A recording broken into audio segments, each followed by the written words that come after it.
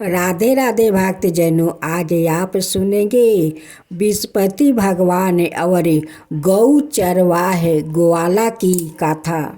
एक घने जंगल में कोई चरवाहे गाय चरा रहा था। अब बड़े मज़े से वो चारों उस जंगल में मौज मस्ती करते थे। उस जंगल में बृहस्पति देव एक साधु के भेष में उस जंगल में पहुंच जाते हैं।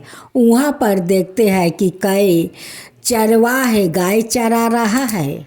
वो चारों चरवाहे साधु को प्रणाम किया और कहने लगे कि साधु महाराज, आपको इस जंगल में कैसे आना हुआ? साधु महाराज कहते हैं कि बच्चों, तुम लोग के देखा कि इस जंगल में गाय चरा रहे हो, उसलिए तुम्हारा पास चले आए। चरवाह कहता है कि महाराज, सुबह से तो हम लोग गाय चराते हैं, लेकिन इस समय तो बीतता नहीं है। चरवाह कहने लगे कि महाराज, आप तो संत हैं, आप बहुत सारे अनोखी कहानी जानते होंगे। एक ऐसा हम लोग के अनोखी कहानी सुनाइए कि हम लोग का दिन बीत जाए और हम लोग अपना घर चले जाए। साधु महाराज कहते हैं कि ऐसा बात है तो ठीक है बच्चों, मैं तुम लोग का एक ऐसा अनोखी कहानी सुनाऊंगा। वो अनोखी कहानी होगा बृहस्पति देव और एक साहूकार और साहूकारनी का। एक साहूकार था, उनका बहुत बड़ा व्यापारी था। वो जितना कमाता है उतना ही गरीब में वो लुटाता है। सारे गरीब दुखिया को घर पर बुलाकर भोजन भी करवाता है, दान पुण्य भी करता है। अच्छा महाराज, इतना सारे धन वो गरीब में बांट देते हैं तो साहूकारनी कुछ नहीं कहती है। महाराज जी कहते हैं कि हाँ बच्चों, वो कहती है। साहूकार का एक बेटी थी। साहूकार एक दिन अपना बेटी को लेकर वो बाहर में चले जाते हैं। जाने के बाद बृहस्पति देव उनकी घर पधारते हैं और साहूकारनी से भिक्षा मांगते हैं। साहूकारनी घर से निकलती है तो क्या कहती है बच्चों, जानते हो? क्या कहती है महाराज? संत जी कहते हैं कि सुनो बच्चों, साहूकारनी बहुत कंजूस थी, कभी गरीब को एक दाना भी नहीं देती थी। साहूकार जी देते थे तो उनकी अच्छा नहीं लगता था, वो पसंद नहीं करती थी। कहती है कि हे महाराज, मेरा पति तो सारा धन लुटा देता है, लेकिन धन लुटाते हुए मुझे अच्छा नहीं लगता है। आप ऐसा कीजिए कि कोई मुझे उपाय बता दीजिए कि धन मेरा सारा नष्ट हो जाए और मेरे पति किसी को एक दाना भी ना दे पाए। तब क्या हुआ महाराज? महाराज जी कहते हैं कि बच्चों, जो साहूकारनी चाहती है वही हुआ। संत जी कहते हैं कि सभी धन के लिए और पुत्रा के लिए लालायित रहते हैं। आया पे कैसी विचित्रा औरत हो कि अपना धन संपत्ति सब नष्ट करना चाहती हो। साहूकारनी कहती है कि ऐसा धन से क्या मतलब है कि मेरा पति सारा धन लुटा देता है, ऐसे लुटाते हुए मुझे अच्छा नहीं लगता है। फिर चरवाह पूछते हैं कि महात्मा जी, साहूकारनी का धन नष्ट हो गया? महाराज जी कहते हैं कि हाँ, बृहस्पति देव जी उन्हें बताया कि देखो, जब तुम धन नष्ट करना ही चाहती हो तो एक काम करो। बृहस्पतिवार के दिन अपना मिट्टी से बाल धोना, अपना घर में ही कपड़ा धोना और अपना पति को बोलना हजामत करने के लिए, और मांस मदिरा घर में ही खाना। कुछ कुआं खोदवा देना, कुछ कुंवारी लड़की को विवाह करवा देना और बाग बगीचा लगवा देना ऐसे करने से तुम्हारा धन भी नष्ट हो जाएगा और तुम परलोक भी सिधार जाओगी। लेकिन साहूकारनी का तो पता नहीं न था कि साक्षात वही तो विस्पति देव है। साधु के कहे अनुसार साहूकारनी वैसा ही किया। उनकी सारा धन नष्ट हो गया और साहूकारनी परलोक सिधार गई। तब फिर चरवाह कहते हैं कि जब साहूकार जी लौट कर घर आए तब क्या हुआ महाराज जी। सुनो बच्चों, जब साहूकार अपना बेटी को लेकर लौटे तो आकर देखता है कि उनकी कुछ भी नहीं है। साहूकार रोया धोया और अपना बेटी को लेकर दूसरा गांव चला गया। गांव में जाकर एक टूटे झोपड़ी में वो साहूकार रहने लगा और उनकी बेटी अपना बेटी को समझा बुझा कर उस टूटे हुए झोपड़ी में रख देता था और जंगल में साहूकार जी लकड़ी काटने चले जाते थे। वो जंगल में लकड़ी काटता और शहर में ले जाकर बेचता था। जितना पैसा में साहूकार लकड़ी बेचता था उससे उनका गुजारा नहीं होता था। अपना बेटी का नहीं एक वस्तु दे पा रहा था और नहीं पेट भर कर भोजन। एक दिन साहूकार का बेटी का रसगुल्ला खाने का मन हुआ। अपना पिताजी से कहती है कि पिताजी मुझे रसगुल्ला खाने का मन करता है।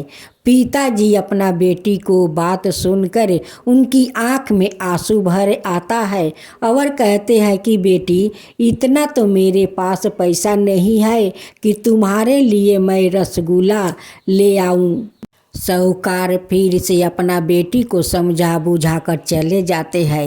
एक ब्रिज के पास बैठकर वो रो रहा था। उसी समय विस्पति भगवान साधु भेष में वहाँ आते हैं और साहूकार जी से पूछते हैं कि बेटा तुम क्यों रो रहे हो, क्या हुआ। अब साहूकार जी कहते हैं कि महाराज आप सब कुछ जान बूझ कर फिर भी पूछते हैं कि मेरा क्या हुआ। मेरा तो सारा धन संपत्ति नष्ट हो गया। आज मेरी बेटी एक रसगुल्ला मांग रही है, उसे मैं एक रसगुल्ला आन कर दे नहीं पा रहा हूँ। एक झोपड़ी में मेरी बेटी पड़ी रहती है। इसी कारण मैं रो रहा हूँ कि मैं क्या करूँ कि अपना बेटी को एक रसगुल्ला लाकर दे सकूँ। तब विस्पति भगवान कहते हैं कि बेटा अपना आँख के आंसू पोंछो, मत रो, तुम जाओ जंगल में लकड़ियाँ काटो, दूसरे शहर में जाकर बेचो, वहाँ पर धनी धनी लोग रहता है, वहाँ पर तुम्हें सब दिन से ज़्यादा पैसा मिलेगा। और अपना बेटी के लिए रसगुल्ला भी खरीद ले जाना और विस्पति देव के लिए समगरही भी खरीदना और प्रसाद बना कर विस्पति भगवान का श्रद्धा भक्ति से पूजा करना। पूजा के बाद सारे प्रसाद वो सब लोग में बांट देना। देखना तुम्हारा सब कुछ ठीक हो जाएगा बेटा। अब तो साहूकार जंगल से लकड़ी काट कर वो दूसरा शहर में जाकर बेचता है, सब दिन से चौगुना। अब तो उनकी पैसा मिलने लगा, लकड़ियाँ बिकने लगा। जब साहूकार घर आया तो अपना बेटी के लिए रसगुल्ला खरीद कर ले आया और विस्पति देव के लिए समगरही। घर पर आकर वो प्रसाद बनाया, विस्पति भगवान का श्रद्धा भक्ति से पूजा किया। अब पूजा के बाद सारे प्रसाद सब लोग में बांट दिया। अब तो साहूकार का अच्छा दिन लौटने लगा। एक शहर में एक राजा का वहाँ बहुत बड़ा भोज का आयोजन था। सब सारे गांव में इनवाइट किया कि मेरे दरबार में सब लोग भोजन करने आओ। इधर साहूकार जी रास्ते में देखते हैं कि एक औरत जा रही है। उसे बुला कर कहते हैं कि बहन मुझे 4 पैसा के चने और गुड़ आन दो। वो कहती है कि नहीं नहीं, मेरे पास समय नहीं है, मेरा बेटा का शादी है, मैं उनके लिए टोपी और सेहले खरीदने जा रहा हूँ, मेरा पास समय नहीं है। उस औरत तो कहकर चली गई अपना बेटा का सेहला और पोशाक खरीदने के लिए। फिर रास्ते में एक औरत और निकलती है। उसे कहते हैं कि बहन, मुझे गुड़ और चना ला दो, बृहस्पति देव का व्रत करना है, उनकी कथा करवानी है। एक सुन कर उस औरत कहती है कि भैया मुझे दो, मैं आपका पहले काम कर दूंगा। मेरा एकलौता बेटा है, वो मर चुका है, उनके लिए मैं कफन खरीदने जा रही थी, लेकिन मैं पहले आपको पूजा का समग्रह खरीद कर लाऊंगी, उसका बाद मैं कफन लेकर अपना घर जाऊंगी। उस औरत बाजार जाती है और बृहस्पति भगवान का वो समग्रह खरीद कर ले आती है और उन्हें देती है। वो बृहस्पति देव का साहूकार बड़े श्रद्धा भक्ति से पूजा करते हैं। उस औरत कहती है कि मैं पहले बृहस्पति भगवान का पूजा देखूंगी, कथा सुनूंगी और प्रसाद लेकर अपना घर जाऊंगी। जब बृहस्पति भगवान का कथा शेष हुआ तब औरत प्रसाद लेकर अपना घर जाती है, तो वहाँ पर सारे गांव वालों उनकी बेटा को राम राम सत्य है, राम राम सत्य है कह रहे थे शमशान ले जाने के लिए। उस औरत कहती है कि भैया मेरे मरे हुए बेटा को एक बार मुख देख लेने दीजिए, उसका बाद आप लोग शमशान ले जाइएगा। उस औरत जाती है, अपना बेटा को मुख में वो चना मिर्च डाल देती है और उनकी बेटा राम राम नाम लेकर वो उठ कर बैठ जाता। सारे लोग ये चमत्कार को देखकर बहुत आश्चर्य में पड़ जाता है कि मरे हुए मुर्दा इस चना मिर्च से वो जीवित हो गया और उठकर बैठ गया। उधर जो औरत बृहस्पति भगवान का अपमान किया था, उनकी बेटा जैसे घोड़े पर उठकर बैठते हैं वैसे घोड़ा ऐसा दौड़ा कि उछालते हुए कुछ दूर फेंक दिया और उनकी बेटा मर गया।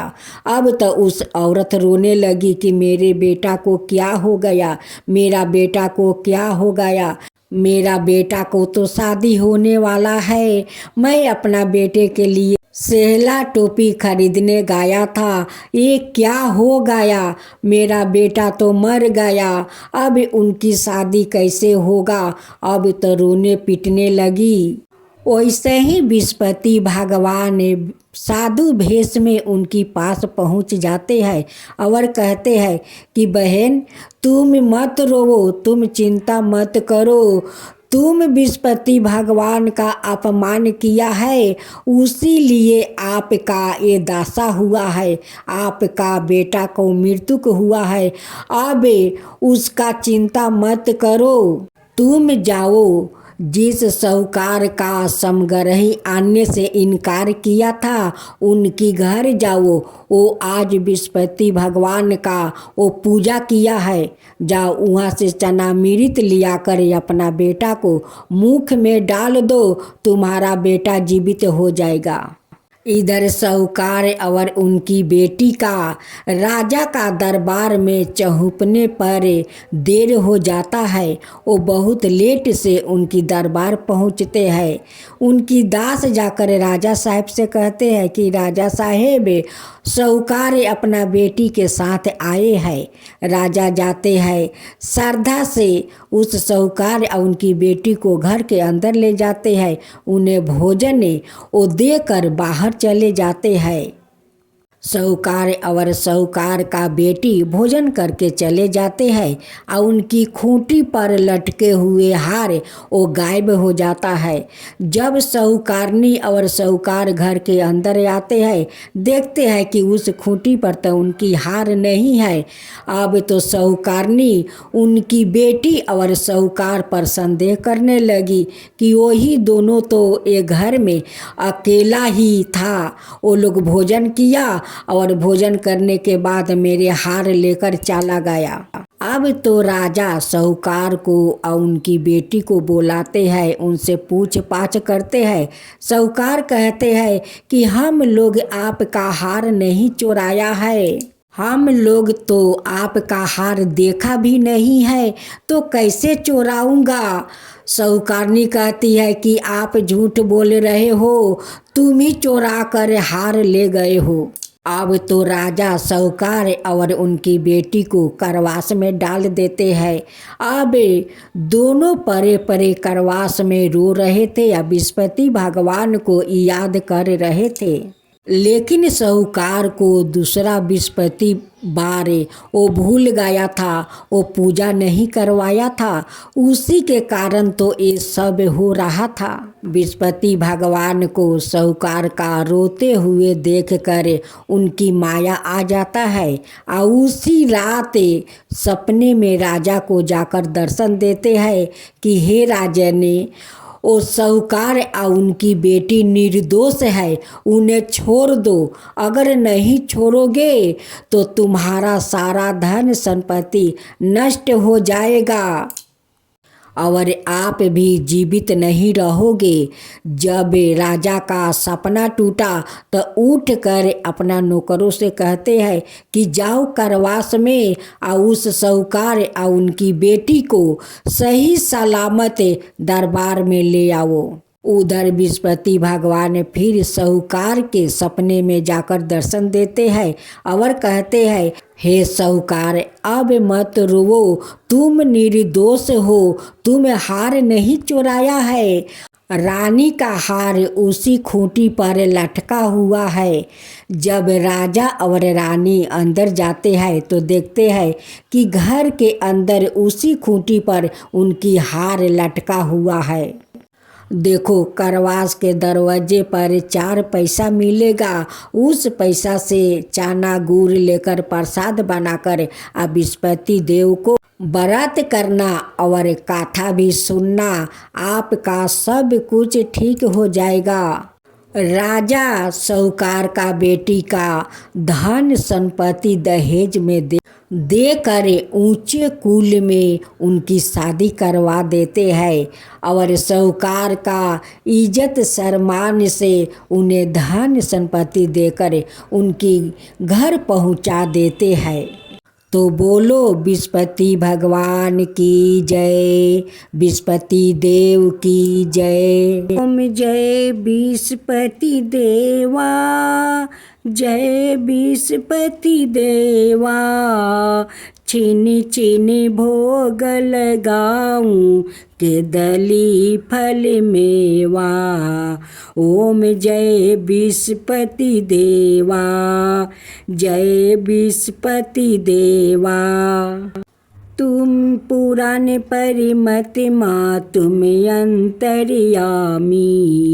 जगत पिता जगदीश्वर, तुम ही सबके स्वामी। ओम जय विस्पति देवा, जय विस्पति देवा। चरनामी रीति निजी निर्मल, सबके पातक हरता। सकल मनोरथ दायक, कृपा करो भक्तो। ओम जय विस्पति देवा, जय विस्पति देवा। तन मन धन अर्पण कर, जो जन शरण पारे। प्रभु प्रकट तब हो करे, आकर दुआरे खरे। ओम जय विस्पति देवा, जय विस्पति देवा। दीन दयाल दया निधि भक्तन हितकारी, पापी दोष सब हरता भाव बंधन हारी।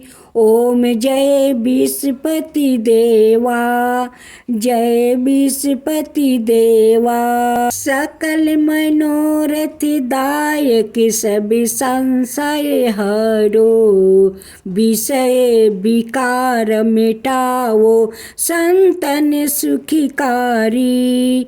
ओम जय विष्णुपति देवा, जय विष्णुपति देवा। जो कोई आरती तेरी प्रेम सहित गावे, जेठाय नंदय नंदन कर सो निश्चय पावे। ओम जय विष्णुपति देवा, जय विष्णुपति देवा। सब मिलकर बोलो विष्णुपति भगवान की जय, विष्णुपति देव की जय।